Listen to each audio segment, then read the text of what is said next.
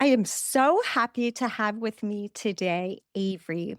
She is a human design guide, an embodiment coach, and an artist currently living in San Diego. She helps people remember their unique nature so that they stop quitting, feel confident in their decisions, and navigate resistance in life with clarity. Avery considers herself an eternal student. She has been trained and certified in healing modalities such as Reiki, Theta healing, Hatha yoga, sound healing, Thai massage, and she continues to learn more as curiosity strikes. I am so happy and thankful to have you join me, Avery. And I will have for everybody, because I know you'll be wanting to know how to get in touch with her, I will have her contact information placed in the show notes. So, once again, welcome, welcome. And I am just dying to know how human design and your spiritual journey happened to converge. Yes. Yeah, thank you so much for having me. It's an honor to be here. Human design found me in 2019. I was working with a shamanic mentor, and she was giving me information about astrology, and we were talking about the Tao of nature, and we walked through the wheel together and explored life paths through this way. But she also had this knowledge about human design, and so she opened this door to me because she knew that this was such an important piece of a person's soul discovery and being able to make aligned decisions as themselves. And so she introduced this topic to me, human design, and she told me that I was a projector.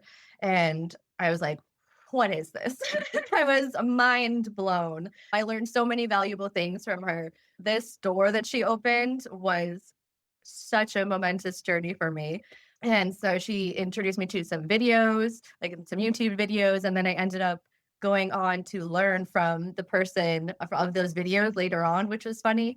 I studied with the International School of Human Design and then a few other teachers. And I've been certified as a human design guide, being able to offer basic readings and introduce people to the system. And then I'm working on getting into the deeper layers of the knowledge to work on being an analyst or the more deeper, nuanced professions that exist.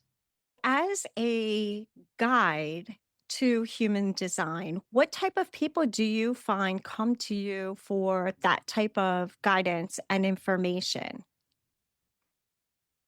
Yes. And so I meet people who are on their spiritual path, who are exploring different ways of being and connecting with their energy. Most of these people have some kind of interest in astrology. This is an astrology based system and it just goes deeper. It is so deep.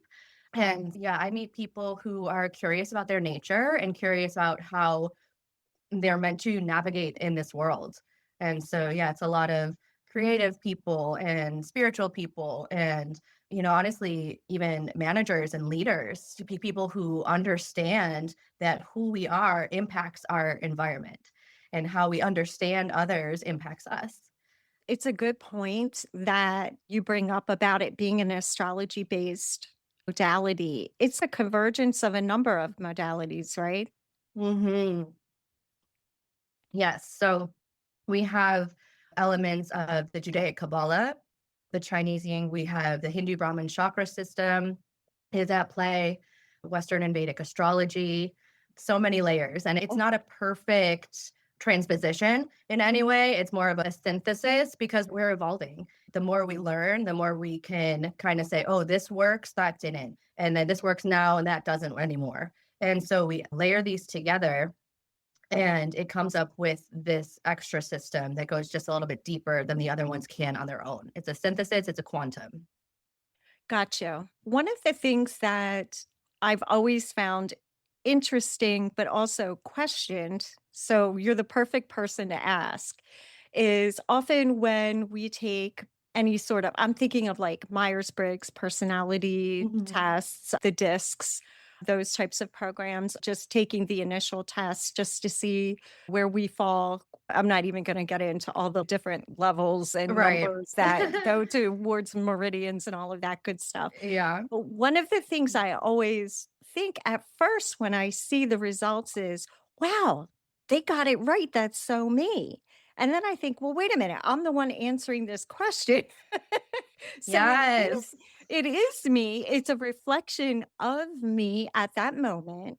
But what Mhm. is it meant to do? And I like what you said about how it's meant to help guide us in how we show up in the world and how we react with others or Mhm. interact with others. Both, yeah. Absolutely. That's a key element on why I continue to study because those personality tests are just that, it's your personality, but we have a whole body. The body is not the personality. And we are in the body and we are guided by the body. And so, a human design system, it says that the body is the life. The personality is here to interact and to think and to gain awareness, but the personality does not make decisions. And so, when we look at a human design chart, a body graph, we have the personality side on the black, and then we have the body, our design on the red. And so that's the side that's actually running the show. And this is actually unconscious to us, but other people can see this. We can see the design side within others, but we don't necessarily have access to that information forefront because the personality is the one that's in the awareness game. The personality is the one that's saying, oh, I'm in charge, but it's not. The personality is not in charge. We're a juxtaposition of the two. We have both. We're not just a body. We're not just a personality. We're both. I get it. Okay, that makes perfectly good sense to me because I felt like a lot of times when I would be so enamored with the result and then realize, well, of course, it's just reflecting back what I answered, that there's got to be more to this than just the reflection. There has to be some sort of innate position of people who can be categorized as, like you said, a projector or Yeah. a generator or some of these other terms that I've heard floating around in the human design universe. As it is. So that makes really good sense. And so what about that called to you? Yeah, so learning that I was a projector, I got to learn that I'm part of 20% of the population and that my energy works very differently.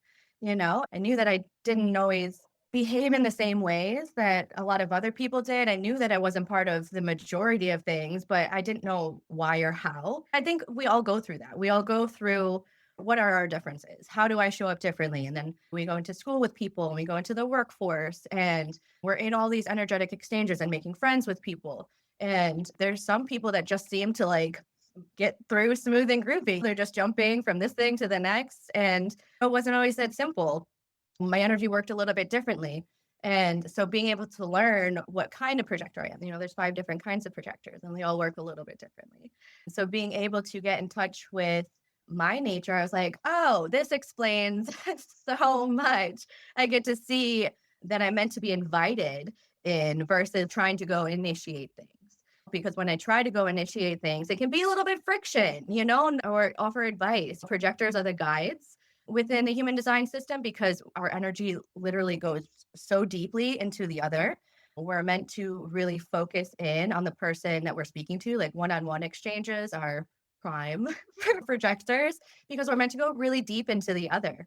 And so when we offer advice, because we're seeing this energetic exchange happen, we're seeing very deeply into the other, but sometimes people aren't ready for this information. You can't just knock on someone's door or not even knock, just walk into their house and say, excuse me, you're making breakfast wrong. It's not cool. But if you smell something burning, you knock on the door, they answer the door and they say, oh, hey, what's going on? I can say, hey, did you know you're burning your breakfast? There's a little bit different of an exchange where it can actually be appreciated. I love that because and that example is really, I think, metaphorically poignant because there are a lot of times we know that we don't necessarily fit into maybe the system that's been set up because oftentimes systems themselves are set up by people that are very unlike us. Maybe they're Mhm. people, that are older than us or of a different gender than us or a different generation than us. Right. And I don't even mean older, I mean generations and generations ago. Mhm. So when we find ourselves trying to navigate within a system that doesn't apply to us, we tend to feel not just frustrated, but oftentimes like we're failing, I Right. think, because we don't know how to make ourselves heard or we don't know how to make our point without causing friction. So I love Mhm. that metaphor. We will talk about past lives, folks, but we're just trying to get the basis here, mostly because I have Avery all to myself for an hour and I'm going to pump her for as much information as I can. Yeah. Human design has always because and I thought it was 3 basic systems. I had no idea it was as layered Mm. as it was, Mhm. with all of the other different modalities you mentioned, with the chakras and the Vedic systems as well. But the one criticism I've heard, so I'm dying to hear your thought process, is sometimes when someone is and is it the generator that tends to be prevalent, I should say, Yeah. it makes people feel like they're not special, and for whatever reason in Oh. Western civilization, we want to be special. Yeah, well, we all are special, and I think we all deserve that, honestly. I truly believe that each of us are so truly unique. And like even twins are not alike because we are constantly being filtered through these neutrino streams. We're never standing still. There is no point in time when we're standing still. And so even twins can be dramatically different in their personalities because of the neutrino streams at any given moment. A minute can make a difference. We are all so totally unique. And hurts my heart that generators feel in that way because generators are fantastic beings. They are 70% of the population. This is both classic generators and manifesting generators. They're grouped together in the generator type because it's how their energy works. They're about auras. And so auras, a generator aura is open and enveloping and it's pulling people in. And they have this sacral system that kind of works like a battery pack. And so it's always on. And so when a generator is smooth and groovy, when they're in alignment, they are saying yes to things from their gut versus from their mind. The mind is not allowed to make decisions. The gut for the generators makes their decisions because it knows what available energy it has.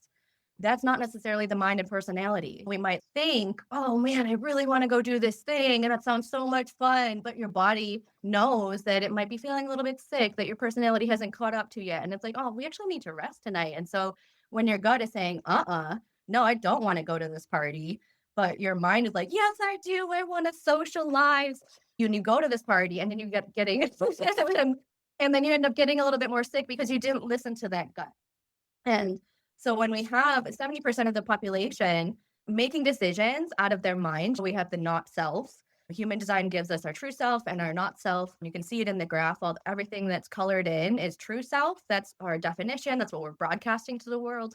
And then we have our not self, which is where we're taking in the world. But the mind wants to go into this openness and say, oh, no, I want to be these things. I'm not enough on my own with what I have. I need to be this. I need to be that because what we're seeing, the world that we see is through the openness. And so we're seeing all these cool ways of expression because people are cool. And so we're seeing all these cool ways of expressing. We're like, oh, I want to be that. I want to be that. I want to be that. And that's not us. We have our innate nature. We have a form body that allows us to navigate this plane in a way that's so perfect for our trip in this life.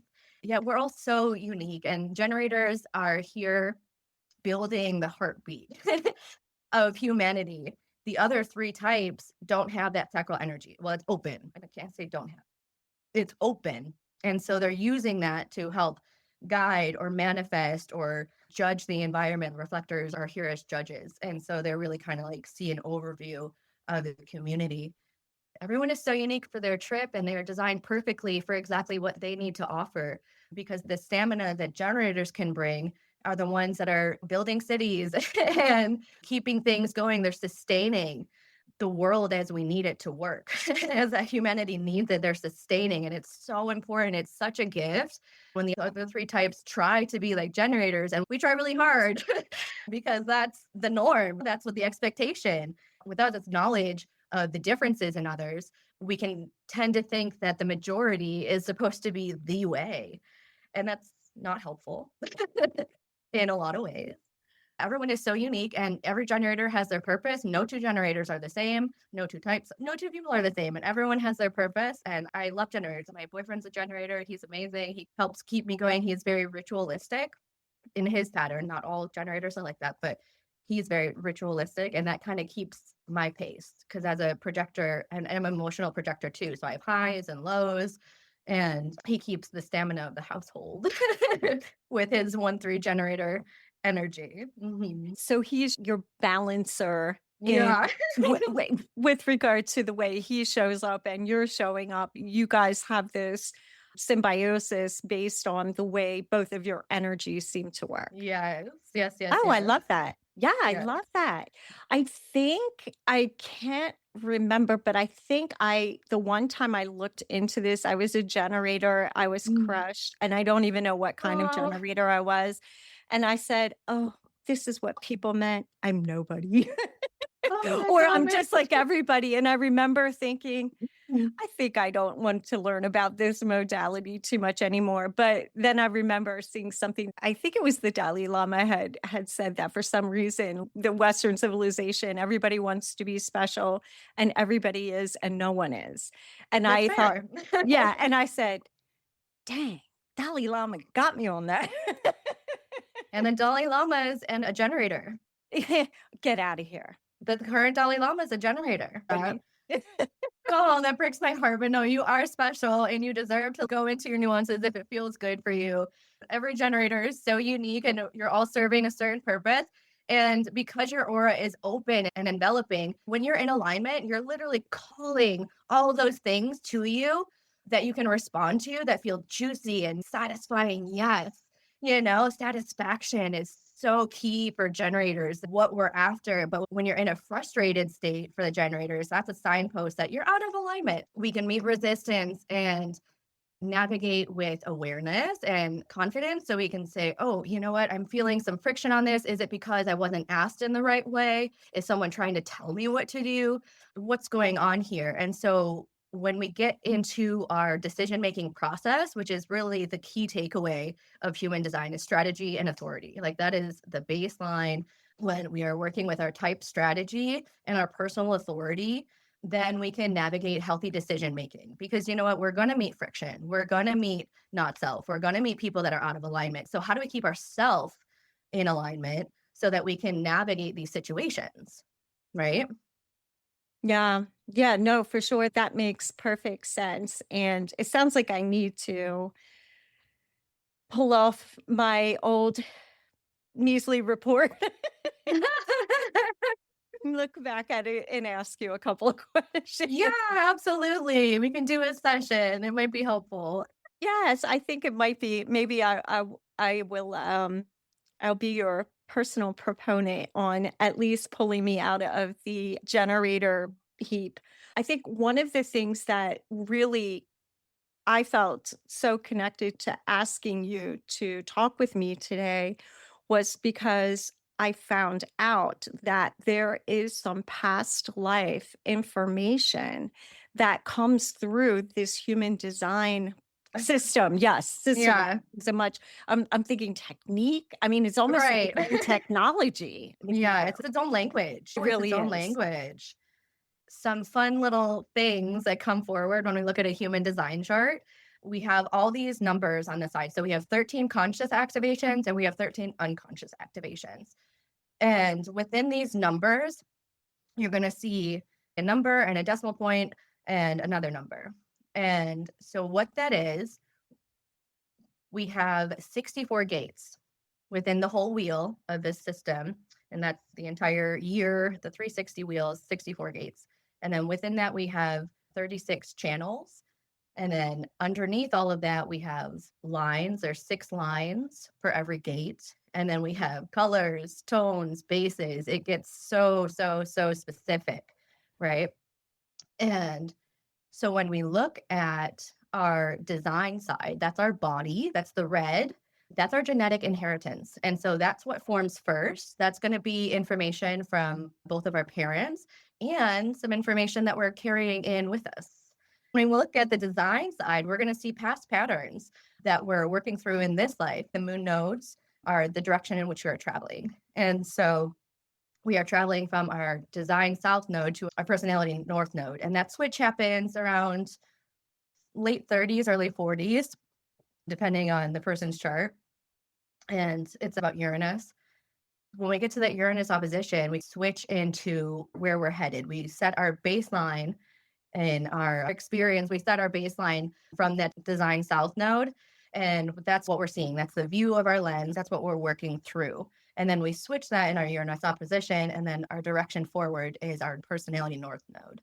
And we can look at the lens of these to see our trajectory. And within that trajectory of our nodes, we're also meeting very specific people. And so when we look at the decimal points of those nodes, those are the lines.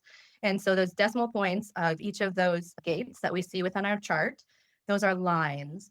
And we can see very specific people that we're connecting with. So when we look at a chart, I've been able to see myself in every chart that I've given a reading to. I've been able to find my teacher. And we're actually more genetically alike to our grandparents, which is a fun fact.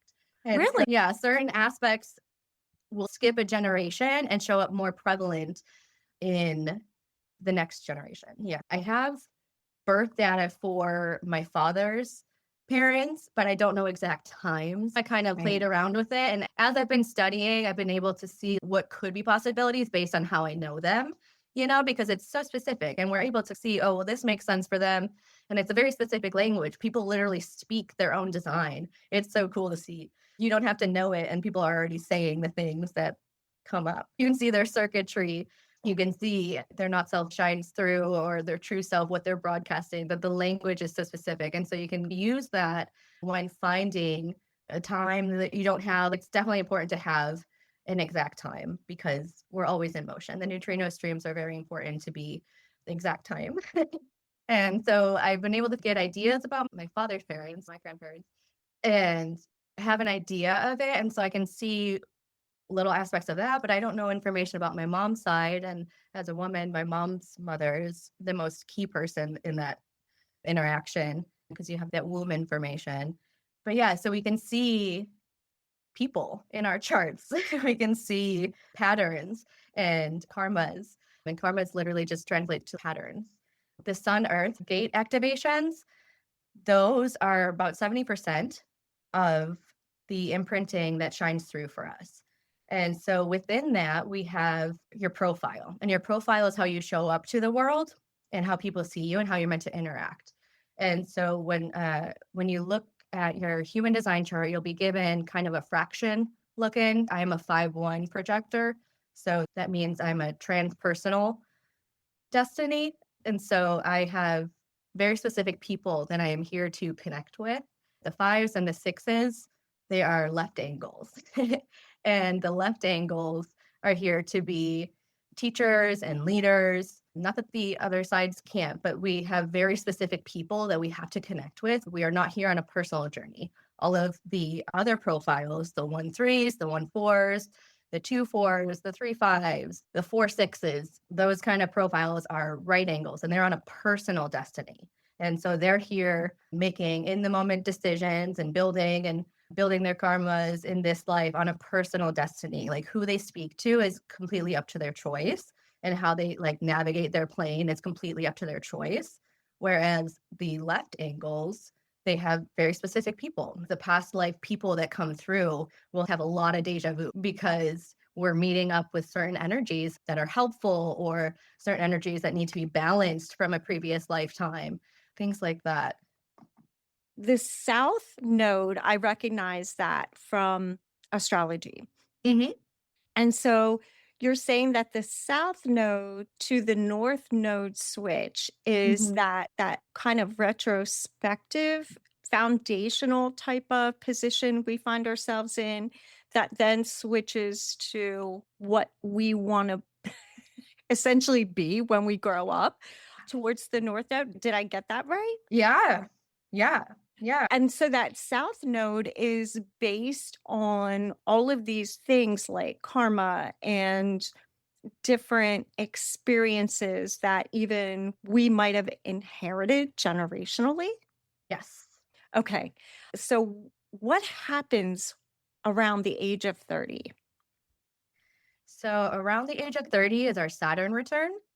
Ah, And so that's true. yeah. Around 27. Okay. Yeah. Yeah. 27 to 31 in there. 'Cause Saturn goes through 28, 29 year cycles. And so it's like a 3 year period of that you'll have some new awarenesses. A lot of people have a rough time if they're living out of alignment or needing to adjust their way. You know, Saturn's a very big teacher in rules and life path. And yeah, and so if you're living outside of your integrity, Saturn's going to come in and say, "Hey, shape up.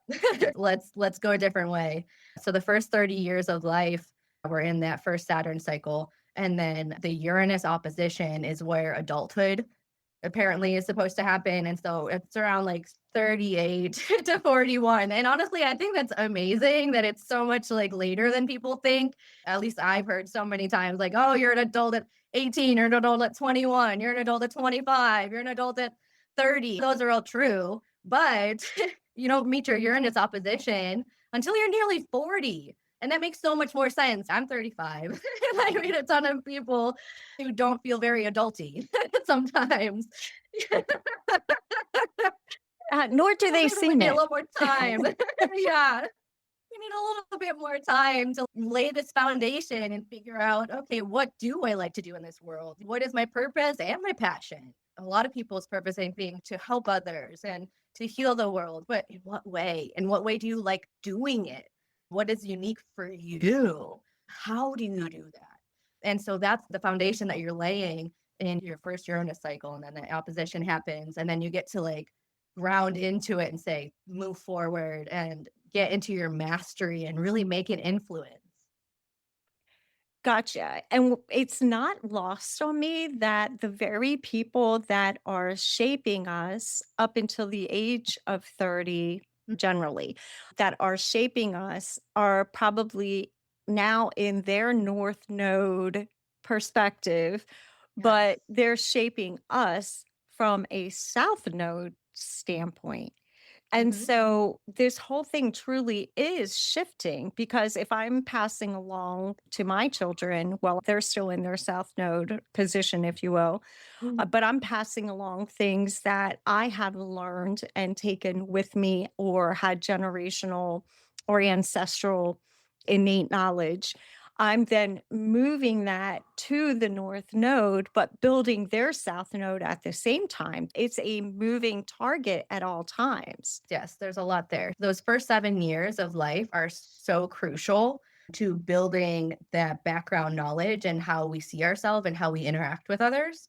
It happens in those first 7 years. And so when we have parents or caretakers that are living in alignment, they can support a healthy being who can be independent and make confident decisions. But when we have out of alignment adults in our life, making decisions and trying to make us be like them, trying to make us be like how they want other things to be, instead of seeing each person's uniqueness.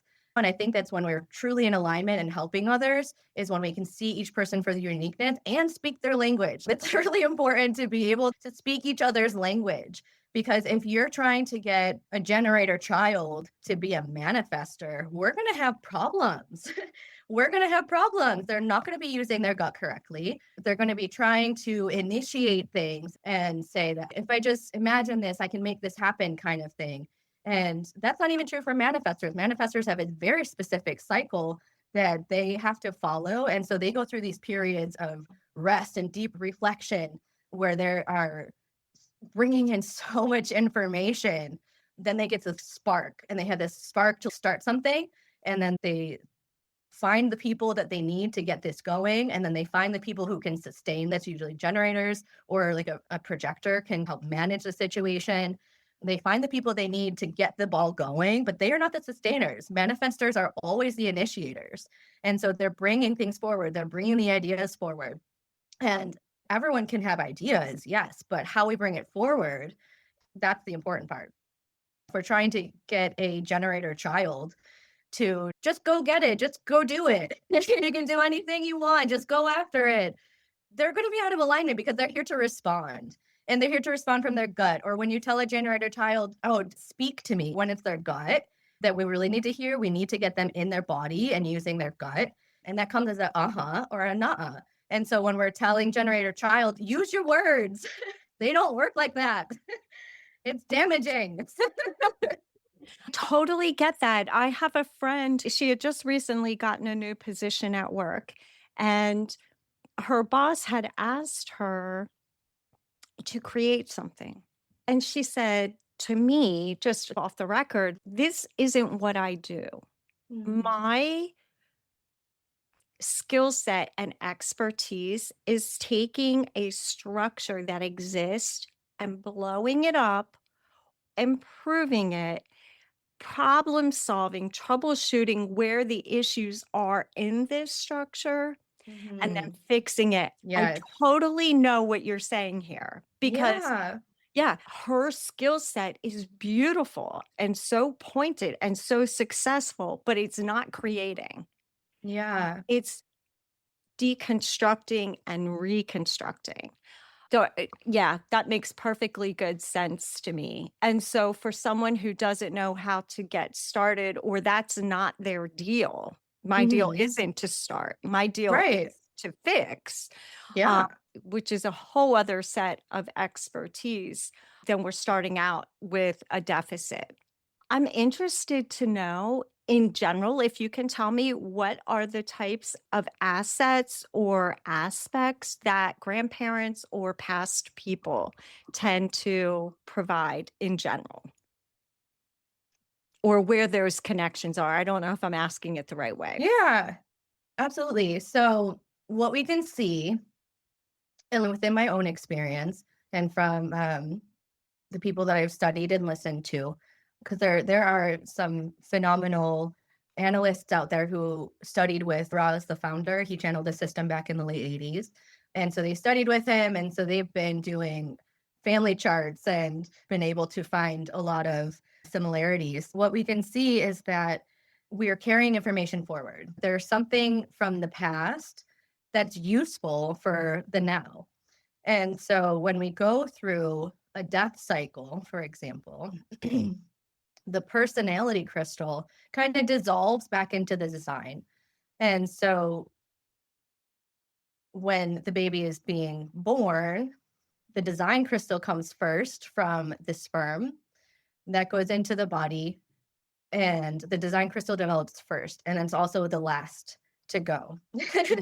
And so when we have these crystals going back into the earth, we can leave loose personality crystals at time. That's where we get like ghosts and things like that. Like they're rogue bundles of crystals that are still hanging out that might have not dissolved properly in the death cycle. And so there's these rogue, but there are limited number of design crystals. And these design crystals came from conception, from the Big Bang, and there's limited numbers. And so we can only have a certain number of incarnations and people and bodies at a time. And so we're taking information that we've learned from the past. We're always learning, we're always growing. And so we're taking all of this information that we've gained from the past and moving that into the future. And so once we dissolve the body, the design crystal is returned. It's returned changed. We just had this whole life experience. And so we have certain aspects of like memories, if you will, that are crystalline structures that come from our experiences and from the neutrino streams. The system is about the impact of neutrinos and how that shares information. And so when we have the design crystals that go back into the world and then into the next body, when that crystal is ready to be incarnated into the next round, it's not coming back as the same person. There is no such thing. We're never the same person, even yesterday to today. That doesn't exist. So it's coming back into the body, into the new mother with some previous information. And that's literally bundles of crystals, bundles of information that's coming in, and then it calls in a new personality crystal that's relevant to the time and that's needed for that lifetime. And so we have little bits of our past, yeah, that we use to help us in the now so that we can get to the future.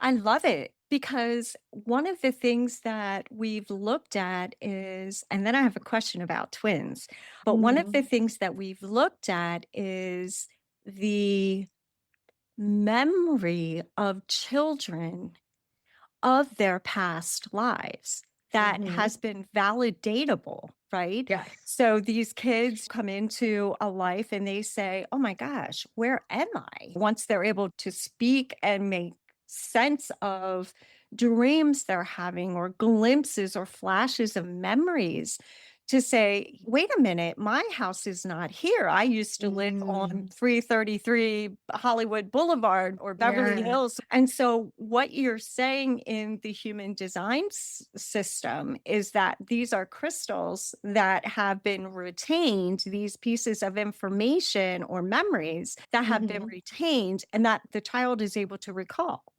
Yes. That's amazing. Yeah, it's so fascinating. It is so fascinating. How does this apply to a starseed on our Earth plane where they would potentially either feel like they've never been here before or their memory is from another planetary system? Are you saying that they could retain those crystals? Am I understanding? Yeah, so I don't have a ton of familiarity with star seeds and that languaging, but in this system, what we have are a stream of neutrinos that are electromagnetic and affected by gravity. And so when we need incarnation for the earth to function at a period of time, we need certain aspects. And so we're going to call in what's necessary. And so sometimes, like we get information, we have neutrino streams that come from everywhere. So no, neutrinos come as a byproduct of fusion, yeah, or like a collapsing of a star, the fusion of the sun. And so like photons are emitted and neutrons are emitted and then neutrinos are emitted. And so while we get 70% of this information from our sun and earth, because earth also has Sun and Earth, neutrinos. right? And that's part of um your profile. Gotcha. yeah, and that's 70% of our makeup, but that leaves 30% of neutrinos coming from anywhere in the galaxy, anywhere they can. And so there is information that comes from wherever that can formulate and collect for whatever is necessary in a current incarnation. Yeah. That makes so much sense in a very conceptualized way of looking at people who, for whatever reason, don't identify as this earth being Yeah. exactly where they're from. It seems foreign to Mhm. them. But this also makes me think of generational types or periods of time where, for instance, the Gen Xers, a percentage of them were considered indigo children. So Mhm. those indigo children were more perceptive. They had a lot more intuition. They felt closer to source or creator than perhaps the generations before them. So, based on what you're describing, it would be those specific data elements wherever they Mhm. are coming from, sun, earth, or wherever, that would then be important for them to continue to move the civilization toward enlightenment. I guess we're all heading Yeah. to connection or unity. Absolutely. Yeah, that is the path that we're on. And so we're moving from this place. So the cross of planning is where we've been for the past couple hundred years. And that's the majority of the collective movement. And so since there was a big change in 1781, where we began to shift from the seven centered being to the nine centered being that we are today, that's the knowledge of this human design system. And so the seven centered being was very strategic. They had to be because they needed to develop communities. They needed to develop togetherness and religion and structure and authoritative nature Right. that was necessary for the strategic seven centered being. Well, in 1781, we discovered there's more than just Saturn. Technology it expanded to the point of being able to see Uranus now. The seven-centered being was on a Ew. Saturnian cycle. And so once Uranus was discovered, it's like, whoa, what else is out there? What else don't we know? That discovery and the ability to have that discovery came forward. And there was a shift at that time where the nine-centered beings started to come in. The first to come in were the projectors, to come in and help guide the change because they can see where things are out of alignment. This takes time. Evolution does not come fast by any means. There were still people being born before the first nine-centered beings started to come in. They're called Homo sapiens and transitus. We'll be fully nine-centered starting in 2027. This is coming up. This is why this information is super important to have a base knowledge of, because we are changing. We are considered Homo sapiens and transitus. And so we are shifting from this seven-centered to this nine-centered being, or the nine-centers are going to behave very differently than the seven-centers. The new type that's could be coming in, supposed to be coming in, based on patterns that we can recognize. We've seen patterns. So these new beings that could be coming in, they're going to be more individual. And then the individual needs less of the tribe, of the community, but it's going to lead to more unity in the future. It's a fun cycle to watch, and it gets so deep. There's a number of classes and books and stuff on this, but we're moving from the cross of planning into the cross of the sleeping phoenix, which is coming in 2027. And that's waking up our individuality. It's like, who are we without the whole community? We have a shift that's happening in our solar plexus center, which is our emotional center in the human design system. Gate 55 is in mutation right now. And so coming in 2027, we're expecting that gate 55 is going to behave differently, or maybe not even reacting at all anymore. Gate 55 is a gate of spirit.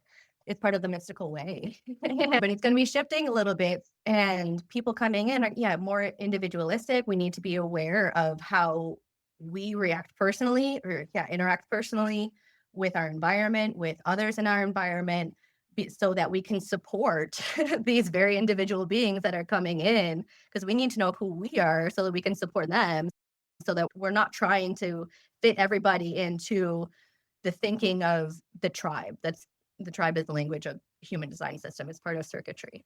Instead of trying to make everybody fit into our little bubble, we need to be able to appreciate the differences and see people as their nine-centered self, so that we can support the babies coming in the future. And it's so happening.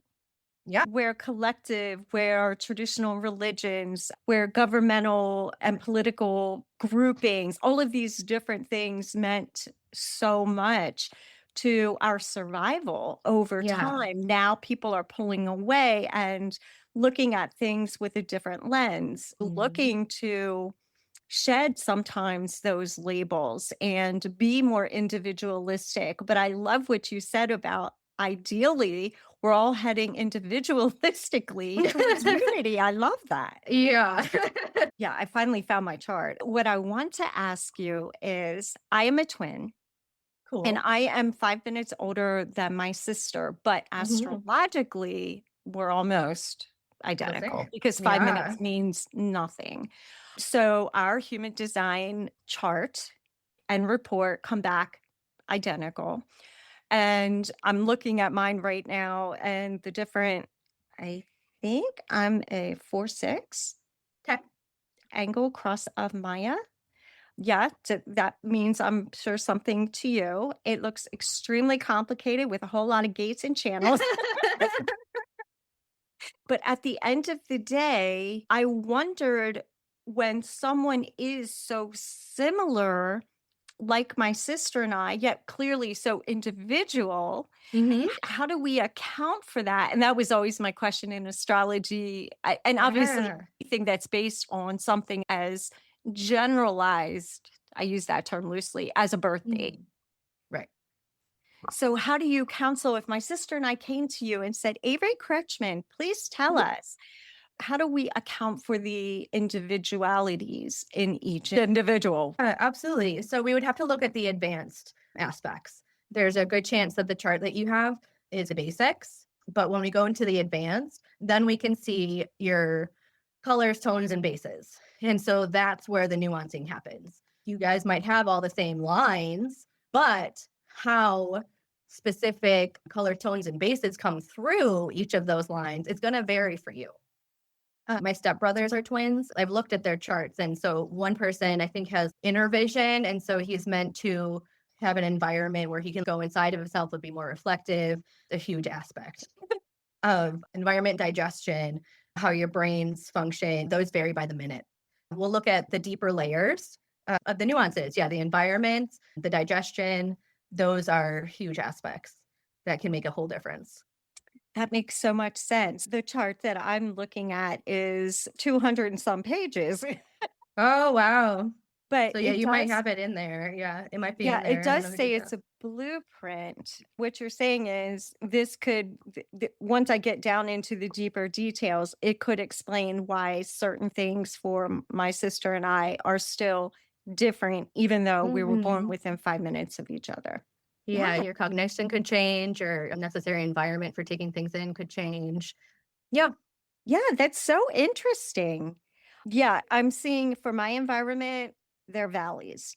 And I would agree with that, whatever that means. Yeah, yeah, yeah. So you kind of like to be at the base of things and need some wide open spaces. Do you have an open floor plan in your house and anywhere? Yeah, yeah, yeah, yeah. Yeah. Yeah, because that would be helpful for you or making sure you're working in environments where you can see out a little bit, you have some breathability. Gotcha. Oh my Mhm. goodness. It just makes me want to talk to you forever. But Yeah. yeah, so for someone like me, I would just contact you and say, "Hey, I pulled this initial blueprint. Can you Mhm, help me understand this thing? Help me understand what my past life karmas are, what I'm mhm. bringing with me? Will it tell us what I'm likely to pass on as well?" That I'm not sure. Okay, I don't know, because I do believe that we have free will, and so that we are making choices as good we point. go. You are a mom, so we could look at your kids. Yeah. And we could look and see what types of things, or to your point, what types of things from my parents and their dad's parents would translate. Wow, Mhm. I just love it. Yeah, cool. Okay. Okay. One last question before you go. Mhm. Is there a specific, outside of contacting you directly, is there a book that you recommend that would give Mm. someone a general idea of kind of how this system works? I understand is extremely deep and layered. Yeah, so I do align myself with this school, the International Human Design School, and Jovian Archive, which is his family and his legacy is through jovianarchive.com. The Infinite Guide to Human Design System, I think. You can get it on Amazon, you can get it through Jovian Archive. That would be my best recommendation. It's a fantastic book. It goes through a whole bunch of things. There's so much information out there. There are a ton of people who have written fantastic books. I know Shaden Parkin has some books out there that are fantastic. Dr. Karen Curry Parker, she's adapted the system and made her own way. She's got some awesome information. She was one of Ra's students. I would definitely start with Jovian Archive and go with the Infinite Definite Guide. Yeah, I'll Yeah, put it's a it in thick the stat show rep book. notes.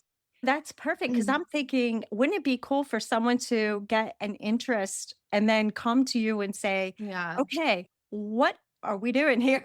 Yeah, 100%. I am an investigator. I am an experimenter. I tend to take in a ton of information and then find a teacher. Not everyone can do that, but that's my way. I love to absorb a lot of things and then go find someone who can go deeper with me and answer my Oh, questions. yeah. That's my thing too. I wanna get as much information as possible and then Mhm. say, "Ta please help me interpret what in the world I'm seeing here." So Yeah. yeah, so that I at least understand what some of these terms even mean. Can't thank you enough, Avery, for now piquing my interest even more and Mhm. for sharing so much information. I had no idea that so much reincarnation, karma, and all of that we tend to overlook as far as being our foundational piece to us was even available in this type of information. So I thank you so much. This has been an honor and a delight. Thank you so much. Thank you.